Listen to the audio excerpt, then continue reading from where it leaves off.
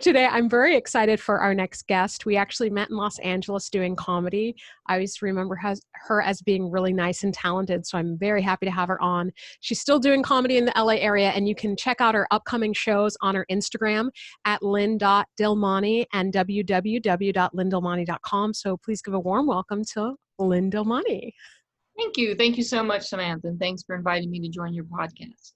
Of course. Absolutely. Happy to have you here. I'm curious, how did you actually get into comedy? Was it something that you always wanted to do, to be a performer and then specifically a comedian? You know, I was so shy growing up, and I never dreamed that I would be on the comedy stage. I loved watching stand-up comedy, but I just never could imagine actually performing. And then one of my friends many years ago, she told me, "You're so funny, you should do stand-up."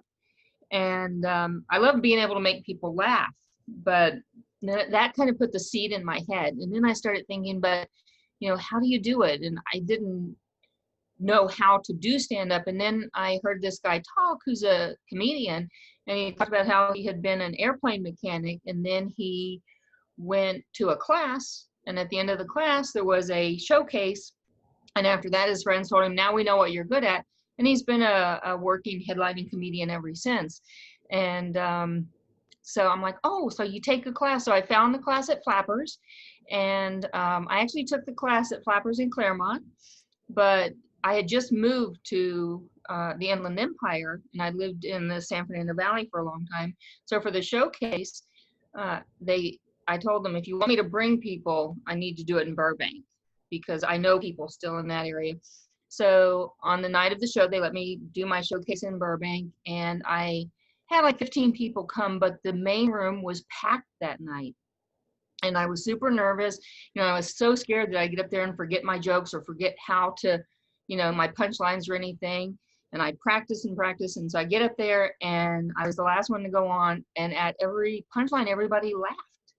And it was just intoxicating. It's like this drug. And it was like, oh, I can do this. And I got so excited. And as I'm coming off the stage, everybody's like, wow, how long have you been doing this? I'm like, this was my first show. And it was so cool. And then Flappers booked me for another show a couple weeks later. So I go there, and I go to the green room, and it's like, oh, I get to go to the green room, like a real comic. And I still didn't feel like a comic, but I go in, and there's like 3 other comedians there, and they're all talking about how long they've been a comedian, and one's been doing it for 15 years and blah, blah, blah. And then they look at me and they're like, so how long have you been doing this? And I'm like, this is my second show. They're like, okay. And then they didn't speak to me anymore. And then after I went up, they're like, you're really funny. I said, oh, thank you. And so then I kept taking classes and doing shows. And every now and then I'll think, what am I doing? But when I get up there on the stage and people laugh, I mean, it's just better than any kind of drug you can imagine, that feeling of being able to help, people enjoy themselves and have a good time. Yeah. And I'm doing the classes at Flappers, and there's so many nice people I've met throughout this. So it's just been amazing. Yeah, that's definitely one of my favorite things about comedy is I've met so many people that I would have never met, and so many really awesome people. Some not so awesome people, but that's just life. True. That's just life, Yeah. So, okay, that feeling that you had where you're saying, what am I doing? Was that, what are you doing in terms of being new at comedy? Or did you ever have feelings of, what am I doing? Should I be investing my time and energy in this thing? I did, especially, I'm a lot older than most of the people that I meet in comedy, classes and clubs and stuff. And I remember one night I was heading out to a class at Flappers, and I'm thinking, I'm old. I should be sitting home watching TV. Why am I doing this? And Dave Reinitz, who was teaching the class, is like, why are you doing this? And I'm like, there's a certain personal satisfaction that I get.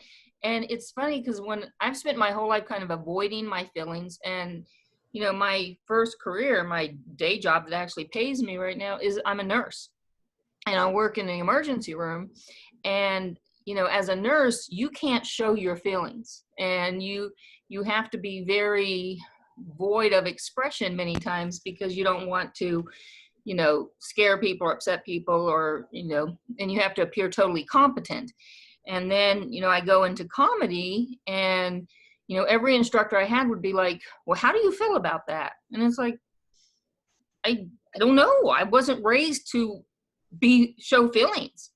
And, I started working, I took all the classes at Flappers, and then I started working with Dat Fan, and we worked intensely, and he would ask me questions, and delve into my personal being. And when you're working on comedy, pain plus time equals the best comedy. And you really have to work on how things make you feel and being able to express those things, and which is not something that you do in very many careers. Right. There's not other jobs, when you're working as a waitress or a nurse or a bus driver, nobody cares how you feel, and you don't really spend a lot of time dealing with that. Mm-hmm. And then I found that comedy, working on stand-up comedy, and then I started doing acting and getting into acting classes, helped me more than therapy for who am I and how do I feel about things. Yeah. And, Dad introduced me to an instructor of his, and I took some classes with him. And, he did this exercise where you had to write what you love, what you hate, what you fear, and who you admire the most. And you had like just a couple minutes. And so I answer all these questions, and I'm nervous because, I want to do good, and I want to be the best at whatever I do. And, and then it's who you admire. And I'm like, and he's like, you got 60 seconds. And my mind is blank. It's like, I don't know, I can't think of anything. And so then I'm right. My mom, who else? Mother Teresa. And it's like, Meyer, Hillary Clinton. And so he gets to the list, and he's like, and who I loved was like my daughters, my mom, and all that. And who I hate was my stepfather and my ex-husband, and blah, blah, blah. And he's like, okay, all women you love, all men you hate, fear people who are mean and that kind of stuff. And he's like, all right. And you're taking classes with me? And I'm like, I'm a glutton for punishment. What can I say? And then he gets to admire, and he's like, my mom, he had heard about my mom. So he's like, okay, I get that. And he's like, Mother Teresa, so you really are into like her spirituality, and, and I'm like, well, no, but she was always helping people. And, I don't really know that much about her, and I was under pressure here, Yeah. And he's like, Hillary Clinton. And I'm like, he's like, that's an odd person. I said, I'm not political, it's not the politics of it at all, but she went through a lot of crap, and with Bill and, and all this stuff. And no matter what she went through, she, put her head up high, and she went through it, and she, always was like, okay, yes, I'm here. And whether she lied about whatever she's going through or whatever, she stood up, and, she stood by her man, and she stood by whatever. And he's like, so overcoming diversity is kind of your thing. And, he'd heard my comedy, and it's a lot about how I deal with, have gone through the stuff in my life with my ex-husband threatening, to kill me and all this kind of stuff. And I'm like, oh, that, because you, as a artist or as a comedian or whatever, you're trying to figure out what your message is, Yeah. And that was just, to me, it was like, wow, that was the best part of any of the classes, was someone who helped me to like focus it on what is it exactly I'm trying to say. Yeah. And what it is about me.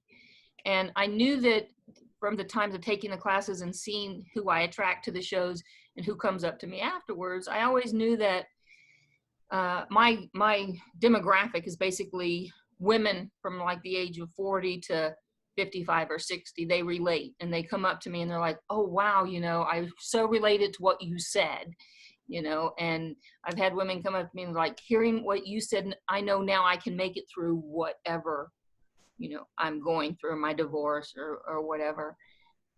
And that's kind of the empowerment you don't get in many other arenas. Yeah. It's so true. It's, I was talking with a comedian buddy of mine a while ago about how at least for me, and I think probably for the audience too, because we know a joke is coming, that we can get to some of those vulnerable spots. And it's not quite as scary because we know we got a way to climb back out. We got that laugh. Yes. Yeah. Yeah. Sorry, go ahead. For me, what was scary when I was taking the classes with Dad, and first he didn't think I had any expression because I wasn't used to, it's like, I don't show emotion. And he'd be like, most women are, on my, they're crying in front of me. And I'm like, I don't cry. If I'm crying, it's because I am so angry, I'm trying not to kill you kind of cry. Yeah.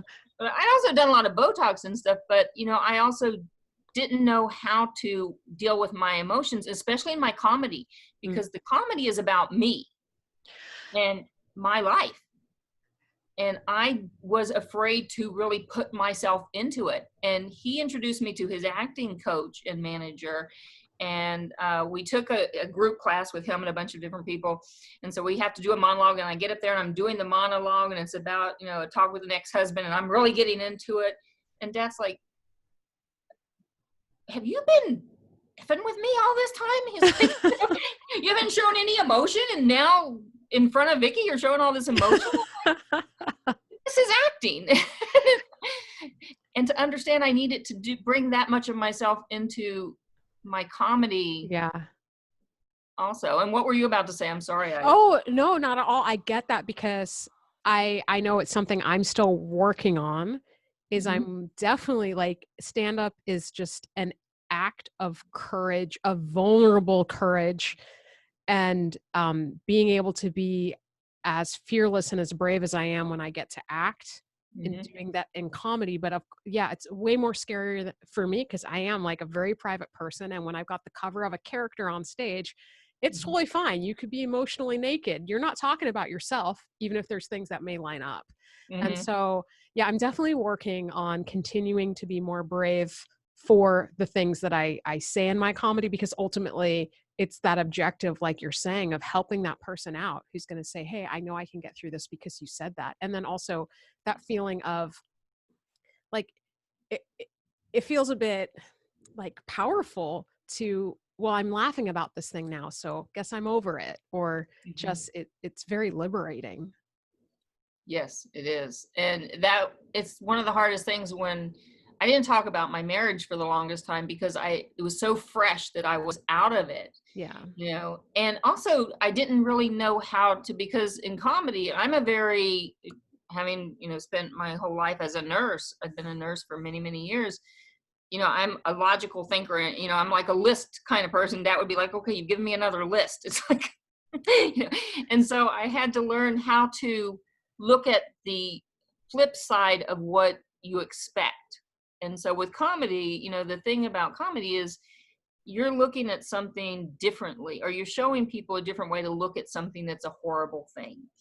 So like with my ex-husband, when I first left him, he had threatened that, if I left him, he would kill me. And so I disappeared for a while. And so that taught me how to do that in my act, into my show, that people are expecting me. Yes, this is a scary thing. And I'm like, and he's, telling me, Lynn, you leave me, I'm going to, we can kill you. And I'm like, and that really turned me on. Oh, jeez. I bet that must get a big reaction every time. It is one of my jokes that everybody always laugh because they're expecting me to be like, and that scared the shit out of me. And they're all like, this woman is crazy, and that's what you have to show is your crazy side, and that you can find humor in anything in life. Yeah. Yeah. I know that's another one of the things of the challenge of comedy, why it's good for me, why it's hard, and why I'm like, okay, keep doing it, is because, that's sort of like to have things together. I like to have things put together. Nobody wants to see that. Nobody wants to come to the comedy stage and have me give them a TED talk. Save it for the TED talk. So it's like just learning to continually be more comfortable about those things that are, they are imperfections, and that's human. That's relatable. But I'm still like, do I gotta? Well, yeah, if you want to be any good, I guess so. it's hard, and it's very hard to be vulnerable like that, you know. And in a few different classes they had you stand up, and I know Barb did this at Flappers, and I had another coach, Wendy Wright, who did this in acting classes. Have you stand up and everybody says what they think about you when they look at you. And you know, most of the time it's like, I don't really know if I want to hear what you think about me when you look at me, you know. But it was very liberating and helpful because, you know, as a comedian, that's the first, when you're walking to the stage, people are making judgments about you. In the same way, in my everyday life, I meet someone and I make a judgment immediately. Every now and then they change my mind. But, you know, my first thought is I look at them and, you know, and I look at you and you're beautiful and you're, you know, talented and you're funny. And I'm like, oh, this woman has nothing, you know, she's had an easy life. She knows nothing about, you know, someone like me who's really struggling. And people look at me and they think, oh, this is, you know, a middle-aged white bitch who's grown up. I'm sorry. It's okay. It's all right. Her whole life easy, you know, and she doesn't know anything about stress. But the truth is I grew up very poor in a trailer, and I've been through a lot of stuff. And so I get up there and I have to address that. Right. And then show people, yeah, I'm not necessarily what I seem, but I'm okay with who I am. And I can laugh about it. And it took me a long time to be okay with who I am. You know, it's hard to look at your flaws and realize no matter what, I am okay. Yeah. You know, and I'm blessed and I get to live a decent life. It doesn't mean that I have a whole lot, but what I do have, I appreciate, and I've worked hard for it. So. Yeah. The older I get, fortunate to get, geez. And, you know, the more people that I talk to, especially, that is one thing that I love about you know, some of the comedians that I've met is this sort of leaning into the honesty. Cause like we have to get there for the joke, but it's a sort of fearlessness towards it. It doesn't always mean that people are going to be like the best people, but the conversations are so interesting. Yeah. And I digress. Oh, but the realization that everybody has imperfections, the realization that whatever insecurity we're feeling, everybody feels. Some people maybe they just don't investigate it, or they don't want to admit it. Yes. Yeah. Okay, so I'm curious, once you did start, you know, doing stand-up comedy more, did that change anything for you with your day job or with nursing? Did it anything shift in there? It did, and it didn't. It's a two-edged sword. When I'm in my day job, when I was off for a while, I'd injured my shoulder, and so I'm off for a little while, and that's when I actually started working with Dat, and I'd been performing for a couple of years, and I'm off, and I'm working with him, and I'm opening up, and then I went back to work. You know, my shoulder healed, and I go back to work, and he's like, "This job is killing your comedy," because it's very hard to go from being dead set and, you know, okay, I got to focus, I can't kill anybody, to now I'm at the stage and I want to kill, you know? Yeah, exactly. I just got to make sure I kill in the proper arena, you know? Right. But, oh yeah, and I should say for anybody listening who doesn't know that terminology, usually we say like kill if you do an awesome job and everybody's laughing so hard on stage, but not at the doctor's office. Exactly. Yeah. And if I slay on the stage and you're going to die, please wait until my set's over, because I don't want to have to stop and do CPR in the middle of it. You're ruining my punchline. But as a nurse, and what most people don't understand is nurses, especially ER nurses, have a really warped sense of humor anyway, you know, because in order to deal in that stressful of an environment and an arena where you're dealing with life and death and kind of the worst of humanity sometimes and the best of humanity all at the same time, you have to have a certain personality just to be able to work in that environment.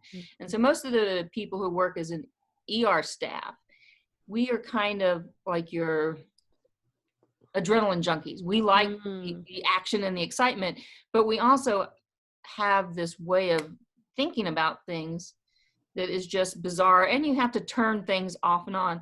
But you're also dealing with people on a regular basis. And so that is kind of, over the years of doing that, is where I finally got the courage to actually start talking in front of people and speaking, because like I said, I'd been super shy when I was a kid. And then all of a sudden I realized, I see a couple hundred people a day at least, in my day job, and I'm constantly talking and that, but I have focus. I've got a certain agenda when I'm talking to people in a hospital. But on comedy, it's also the same thing.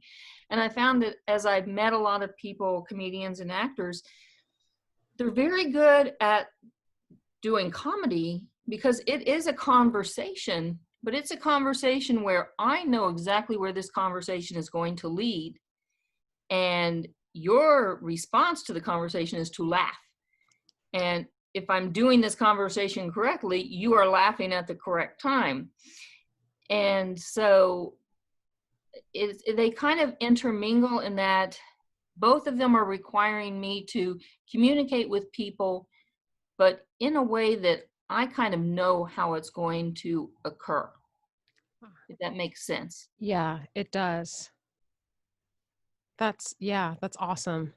And just the way that you have to like take control of the room. In Yes, either room, you just got to take control and help people get to where they need to go. And you can't do that if you're going to be a bit wishy-washy about it. exactly. Yeah. Do you find that like it's also seeped into your relationships with other people at all, just in terms of, I don't know, maybe being a little bit more confident or a little bit more revealing with information? Has it changed your personality at all? It actually has. And I've been on kind of like a spiritual journey along with this also. And, I've been in therapy, as I think most of the people in the world have, and especially in the comedic range, tried therapy.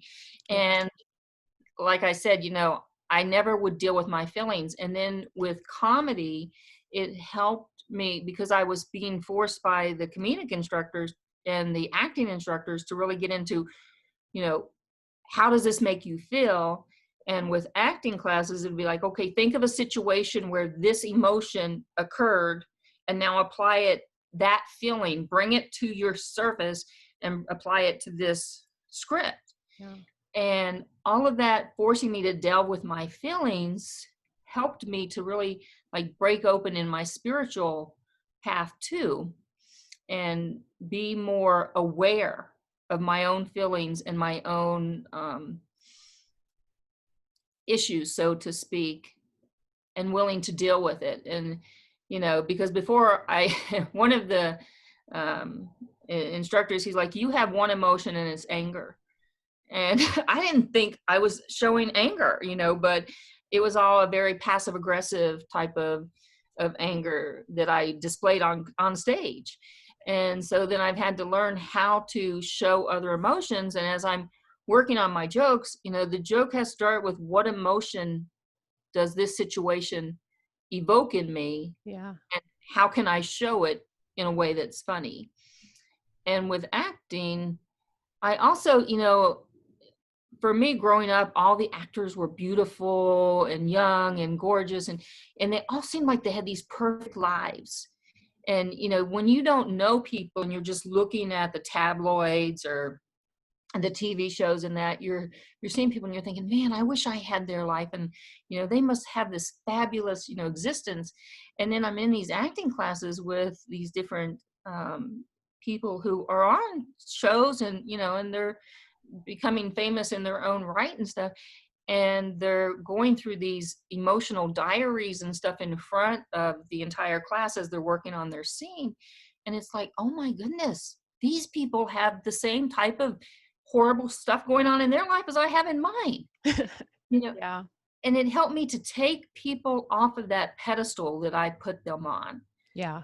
I would put everybody that I didn't know, everybody else is on this pedestal as being better than me, and they know their life, they've got their life worked out, to realizing that we're all kind of just trying to get through life the best way we can. Yeah. Awesome. There's another thing that you were saying too in um when you're working on the joke or the character, Mhm, and what the teacher saw was just like a wash of anger that you didn't think you were putting out. And mhm, what you made me think of is it can be really useful the way that this will seep into getting us to work on personal stuff that we didn't know that we needed to work on, because it's not like somebody's coming up to us and saying like, hey, you're a perfectionist, or mhm, hey, you're angry all the time, or something like this, where yes, we can get a little bit defensive and be like, no, I'm not, because uh-huh, we know what we're intending. We don't always know what we're giving out there.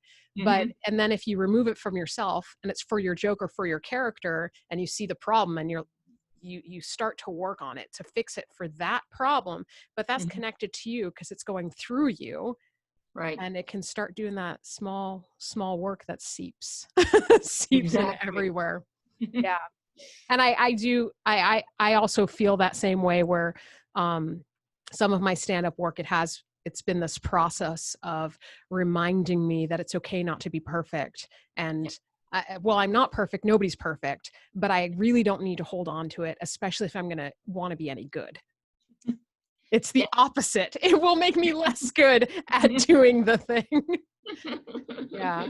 Yeah, yeah. You have to be able to show the reality, and that's one acting instructor I had. He's like, look at like Violet Davis, and that who, she doesn't care how she looks. She wants to bring that reaction and that response to the screen. And you don't go to watch a movie or watch a TV show for someone who's just you know, speaking in a rote, minimalistic tone. You want to see that. Otherwise, you read a book, if you want to just, you know, so you want to see somebody showing that angst and that, and I was raised that you don't show that.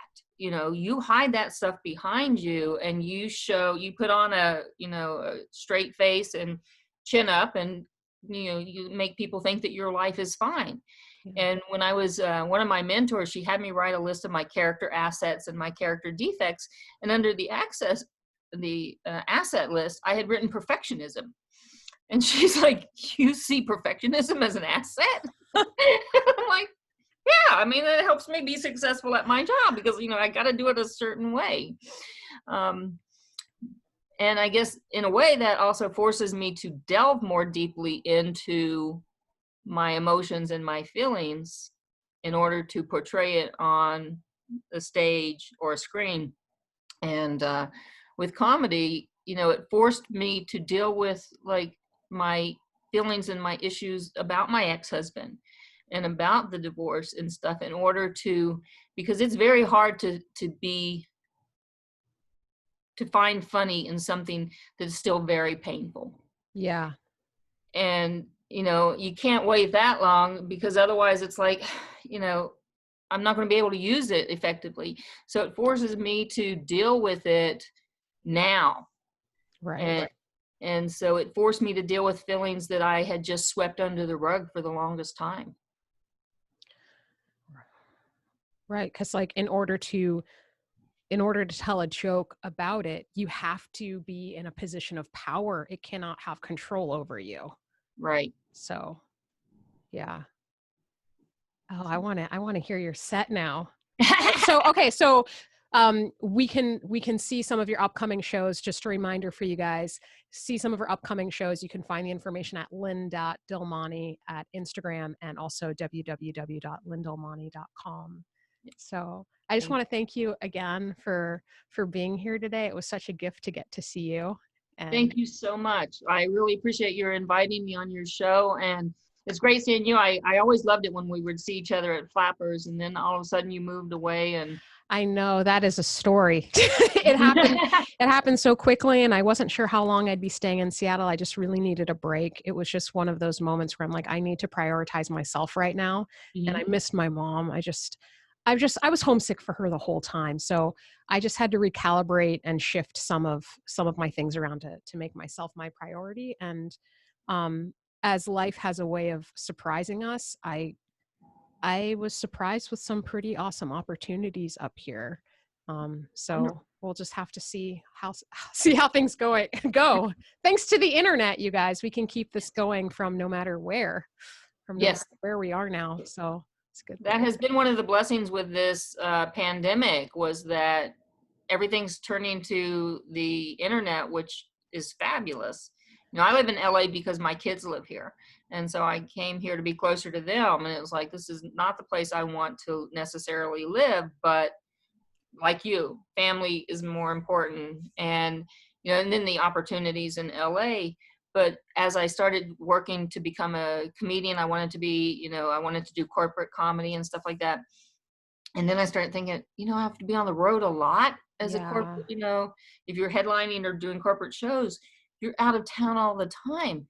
And now with Zoom and with the pandemic and everything going online, it's like, hey, you can have the best of both worlds. So, you know, good comes out of everything bad. The way our Right. lives have turned into good comedy, and now the pandemic is opening up arenas we would have never dreamed possible. Right. We got to find those silver linings someplace to keep us going. Yeah. So, Exactly. yeah. Well, okay. So I want to thank you again. I don't want to take up too much of your time today. And again, be sure to check out her comedy at lyndilmani.com. And if you are looking for a performance coach to help you use performance skills to improve your life in voice, body, and mind, so you can bring more of your whole self to your life and work, you can always reach me at beyondtechniquecoaching@gmail.com. Thanks so much, and stay safe and stay healthy.